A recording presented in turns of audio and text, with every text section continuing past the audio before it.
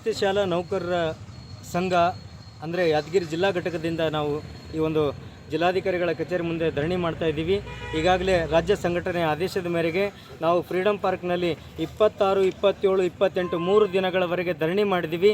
ಆ ಧರಣಿ ಸ್ಥಳಕ್ಕೆ ನಮ್ಮ ಒಬ್ಬ ಸಮಾಜ ಕಲ್ಯಾಣ ಇಲಾಖೆ ಸಚಿವರಾಗಲಿ ಅಥವಾ ಪ್ರಧಾನ ಕಾರ್ಯದರ್ಶಿಆಗಲಿ ಬಂದು ಸೌಜನ್ಯಕ್ಕಾದರೂ ನಮ್ಮ ಒಂದು ಬೇಡಿಕೆಗಳ ಬಗ್ಗೆ ಸಕಾರಾತ್ಮಕವಾಗಿ ಒಂದು ನಿರ್ಧಾರವನ್ನು ತೆಗೆದುಕೊಳ್ಳಲಿಲ್ಲ. ಅಲ್ಲಿ ಧರಣಿ ಸ್ಥಳಕ್ಕೆ ಬರದೆ ನಮಗೆ ಯಾವುದೇ ರೀತಿಯ ಬೇಡಿಕೆಗಳ ಬಗ್ಗೆ ಸ್ಪಷ್ಟತೆಯನ್ನು ನೀಡಲಿಲ್ಲ.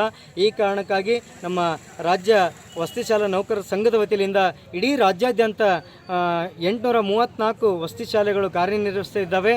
ಅಲ್ಲಿ ಏನದ ಒಟ್ಟು ಟೋಟಲ್ 6800 ನೌಕರರು ಕೂಡ ವಸತಿ ಶಾಲಾ ನೌಕರರು ಸೇವೆಯನ್ನು ಸಲ್ಲಿಸ್ತಾ ಇದ್ದೀವಿ. ನಾವು ಸರ್ಕಾರದ ನಿಯಮಗಳ ಅನ್ವಯವಾಗಿ ನಾವು ನೇಮಕಾತಿಯನ್ನು ಹೊಂದಿದ್ದೀವಿ. ಸರ್ಕಾರದ ಆದೇಶದ ಮೇರೆಗೆ ಸ್ಪರ್ಧಾತ್ಮಕ ಪರೀಕ್ಷೆಯನ್ನು ಬರೆದು ಮೆರಿಟ್ ಆಧಾರದ ಮೇಲೆ ನಾವು ನೇಮಕಾತಿ KPSC ಮೂಲಕ ನೇಮಕಾತಿಯನ್ನು ಹೊಂದಿದ್ದೀವಿ. ಆದರೆ ನಮಗೆ ನೀಡತಕ್ಕಂಥ ಸರ್ಕಾರಿ ನೌಕರರಿಗೆ ಸಿಗಬೇಕಾದಂಥ ಯಾವುದೇ ಸೌಲಭ್ಯಗಳು ನಮಗೆ ಸಿಗ್ತಾ ಇಲ್ಲ.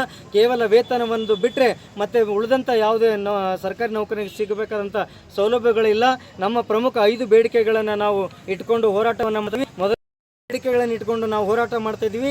ವಸತಿ ಶಿಕ್ಷಣ ಸಂಸ್ಥೆಗಳ ಸಂಘದ ಅಡಿಯಲ್ಲಿ ನಾವು ಕೆಲಸ ಮಾಡ್ತಾ ಇರೋದ್ರಿಂದ ಸಂಘ ಅನ್ನೋ ಕಾರಣಕ್ಕಾಗಿ ನಮಗೆ ಸರ್ಕಾರಿ ಸೌಲಭ್ಯಗಳಿಂದ ವಂಚಿತರಾಗಿದ್ದೀವಿ. ಅದಕ್ಕೆ ವಸತಿ ಶಿಕ್ಷಣ ಸಂಸ್ಥೆಗಳ ಸಂಘದ ಬದಲಾಗಿ ವಸತಿ ಶಿಕ್ಷಣ ನಿರ್ದೇಶನ ಆಗಬೇಕು ಅನ್ನೋದು ಮೊದಲನೇ ಗೊಳ್ಳಬೇಕನ್ನೋದು 2ನೇ ಬೇಡಿಕೆ. ಮತ್ತು 3ನೇ ಬೇಡಿಕೆ, ನಮ್ಮ ನೌಕರರು ನಿವೃತ್ತಿ ಹೊಂದಿದಾಗ ಅಥವಾ ಅಕಾಲಿಕ ಮರಣ ಹೊಂದಿದಾಗ ಆ ನೌಕರಿಗೆ ಯಾವುದೇ ರೀತಿಯಿಂದ ಸರ್ಕಾರದಿಂದ ಸೌಲಭ್ಯಗಳಿಲ್ಲ.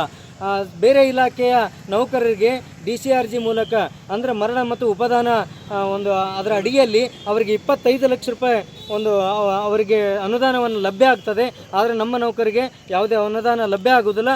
ಆ ಕಾರಣಕ್ಕಾಗಿ ನಾವು ನಮ್ಮ ಒಂದು DCRGಯನ್ನು ಅನುಷ್ಠಾನಗೊಳಿಸಬೇಕು ನಮ್ಮ ನೌಕರಿಗೂ ಕೂಡ ಅಂತ ಒತ್ತಾಯ ಇದೆ. ಮತ್ತು ಇನ್ನೊಂದು ಬೇಡಿಕೆ ಅಂತಂದರೆ HR ಅಂದರೆ ನಾವು ವಸತಿ ಶಾಲೆಯಲ್ಲಿ 24 ತಾಸುಗಳವರೆಗೆ ಸೇವೆಯನ್ನು ಸಲ್ಲಿಸ್ತಾ ಇರೋದ್ರಿಂದ ಅದು ನಗರ ಪ್ರದೇಶದಿಂದ ಗ್ರಾಮಾಂತರ ಪ್ರದೇಶದಿಂದ ದೂರ ಇರೋದರಿಂದ ಗುಡ್ಡಗಾಡು ಪ್ರದೇಶಗಳಲ್ಲಿ ವಸತಿ ಶಾಲೆಗಳು ಇರೋದರಿಂದ ಅಲ್ಲಿಯೇ ನಾವು ವಾಸ ಮಾಡಿ ನಾವೇನದ 24 ತಾಸುಗಳವರೆಗೆ ಸೇವೆಯನ್ನು ಸಲ್ಲಿಸ್ತಾ ಇದ್ದೀವಿ. ಅದಕ್ಕಾಗಿ ನಾವು ಆ ಕ್ವಾರ್ಟರ್ಸ್ನಲ್ಲಿ ಇರೋದರಿಂದ ಆ ಕ್ವಾರ್ಟರ್ಸ್ಗಳು ಏನು ಸರ್ಕಾರ ಕಡ್ಡಾಯವಾಗಿ ನೀವು ಕ್ವಾರ್ಟರ್ಸ್ನಲ್ಲಿ ಇರಬೇಕಂತ ಆದೇಶ ಮಾಡಿರೋದ್ರಿಂದ ನಮಗೆ 24 ತಾಸುಗಳು ಸೇವೆ ಸಲ್ಲಿಸ್ತಾ ಇರೋದರಿಂದ ನಮಗೆ ಕ್ವಾರ್ಟರ್ಸ್ ಏನು ನಮಗೆ HR ಕಡಿತಗೊಳಿಸ್ತಾ ಇದ್ದಾರೆ ಸರ್ಕಾರ. ಆ HR ಕಡಿತದಿಂದ ವಿನಾಯಿತಿಯನ್ನು ನೀಡಬೇಕನ್ನೋದು ಮತ್ತೊಂದು ಬೇಡಿಕೆ ಆಗಿರ್ತದೆ. ಮತ್ತು ನಾವು ವಸತಿ ಶಾಲೆಯಲ್ಲಿ ನೌಕರರು ನಾವೇನದ ಬೇರೆ ಶಿಕ್ಷಣ ಇಲಾಖೆಯಲ್ಲಿ ಕೇವಲ 3 ಕ್ಲಾಸ್ಗಳನ್ನು ತೆಗೆದುಕೊಂಡು ಅವರು ಸೇವೆಯನ್ನು ಸಲ್ಲಿಸ್ತಾ ಇದ್ದಾರೆ. 8 ಮತ್ತು 9, 10 ಹೈಸ್ಕೂಲ್ ಟೀಚರ್ ಆಗಿ. ನಾವು ಕೂಡ ಇಲ್ಲಿ ವಸತಿ ಶಾಲೆಯಲ್ಲಿ ಕೇವಲ 3 ತೆಗೆದುಕೊಳ್ಳದೆ 6, 7, 8, 9, 10 5 ಕ್ಲಾಸ್ಗಳನ್ನು ಸತತವಾಗಿ ತೆಗೆದುಕೊಳ್ತೀವಿ. 5 ಕ್ಲಾಸ್ ತೆಗೆದುಕೊಳ್ಳುವುದರ ಜೊತೆಗೆ MOD ಅಂದರೆ SIT ಅಂತ ಸಂಜೆ ಕಡೆ ಮಕ್ಕಳಿಗೆ ಓದಿಸುವಂಥ ಪ್ರತಿಯೊಬ್ಬರು ಶಿಕ್ಷಕರು ಪಾಳಿ ಪ್ರಕಾರ ಓದಿಸುವಂಥ ಕೆಲಸವನ್ನು ಮಾಡ್ತಾ ಇದ್ದೀವಿ. ನಮ್ಮ ಕಾರ್ಯಭಾರ ಹೆಚ್ಚಿದೆ. 24 ತಾಸುಗಳವರೆಗೆ ನಾವು ಸೇವೆಯನ್ನು ಸಲ್ಲಿಸ್ತಾ ಇರೋದರಿಂದ ನಮ್ಮ ಕಾರ್ಯಭಾರ ಹೆಚ್ಚಿರೋದರಿಂದ ಅದಕ್ಕೆ ಕೆಲಸಕ್ಕೆ ಸಮಾನ ವೇತನ ಅಡಿಯಲ್ಲಿ ನಮಗೆ 10% ನಮ್ಮ ಒಂದು ಬೇಸಿಕ್ಕಿಗೆ ಹೆಚ್ಚುವರಿ ವೇತನವನ್ನು ಭತ್ಯವನ್ನು ನೀಡಬೇಕನ್ನೋದು ನಮ್ಮ 5 ಬೇಡಿಕೆಗಳಾಗಿವೆ ಸರ್. ಈ 5 ಬೇಡಿಕೆಗಳ ಬಗ್ಗೆ ಸರ್ಕಾರದಿಂದ ಯಾವುದೇ ನಿರ್ದೇಶನವಿಲ್ಲ, ಯಾವುದೇ ಸ್ಪಷ್ಟತೆ ಇಲ್ಲ. ಎಲ್ಲಿವರೆಗೆ ಬೇಡಿಕೆ ಈಡೇರುವುದಿಲ್ಲ ಅಲ್ಲಿವರೆಗೆ ಬೇಡಿಕೆ ಮುಂದುವರಿತದೆ. ಎಲ್ಲಿವರೆಗೆ ಸರ್ಕಾರಿ ಆದೇಶಗಳು ಆಗುವುದಿಲ್ಲ ಅಲ್ಲಿವರೆಗೆ ಬೇಡಿಕೆ ನಮ್ಮ ಒಂದು ಹೋರಾಟ ನಿರಂತರವಾಗಿರ್ತದೆ ಅಂತ ಹೇಳಲಿಕ್ಕೆ ಬಯಸ್ತಾ ಇದ್ದೀನಿ. ನನ್ನ ಹೆಸರು ಅಶೋಕ್, ವಸತಿ ಶಾಲಾ ನೌಕರ ಸಂಘ ಯಾದಗಿರಿ ಜಿಲ್ಲಾದ ಅಧ್ಯಕ್ಷರು. ಸಂವಿಧಾನ ತಿದ್ದುಪಡಿ ಆಗ್ತದೆ, ಆದರೆ ಸಂಘ ಅಂದ ತಕ್ಷಣ ಸಂಘದ ನಿಯಮಗಳು ಹಾಗೇ ಇರಬೇಕಂತೇನಿಲ್ಲ. ಸಂಘದ ನಿಯಮಗಳು ತಿದ್ದುಪಡಿ ಮಾಡಿ ನೌಕರರ ಅನುಕೂಲಕ್ಕಾಗಿ ಮಾಡಿಕೊಡಬಾರ್ದು ಅಂತ ಎಲ್ಲಿ ಇಲ್ಲ. ಮೈನಾರಿಟಿ ಡಿಪಾರ್ಟ್ಮೆಂಟ್ ಇದೇ ವಸತಿ ಶಿಕ್ಷಣ ಸಂಸ್ಥೆಗಳ ಸಂಘದ ಅಡಿಯಲ್ಲೇ ಮೈನಾರಿಟಿ ಡಿಪಾರ್ಟ್ಮೆಂಟ್ ಇತ್ತು. ಅಲ್ಲಿ ನೌಕರು ಕೂಡ ಇದೇ ರೀತಿ ನೇಮಕಾತಿ ಹೊಂದಿ ಕೆಲಸ ಮಾಡ್ತಾಯಿದ್ರು.